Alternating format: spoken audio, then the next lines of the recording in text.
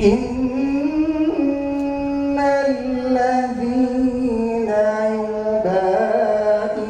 يبايعونك إنما يبايعون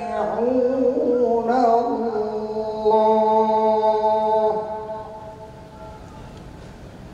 يد الله فوق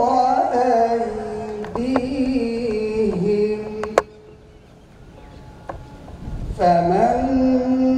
نكث فإنما ينكث على نفسه ومن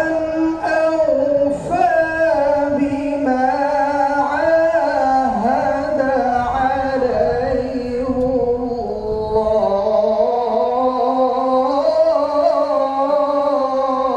الله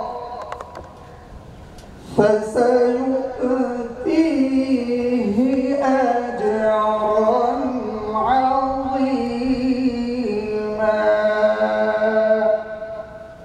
صدق الله العظيم মহান আল্লাহ ইরশাদ করেন নিশ্চয়ই যারা আপনার কাছে আনুগত্যের শপথ করে তারা তো আল্লাহর কাছেই আনুগত্যের শপথ করে আল্লাহর হাত তাদের হাতের উপর রয়েছে আর যে ব্যক্তি প্রতিজ্ঞা ভঙ্গ করবে সে তো তা করবে নিজেরই অনিষ্টের জন্য আর যে ব্যক্তি আল্লাহর সাথে কৃত অঙ্গীকার পূর্ণ করবে আল্লাহ অচিরেই তাকে মহা পুরস্কার দান করবেন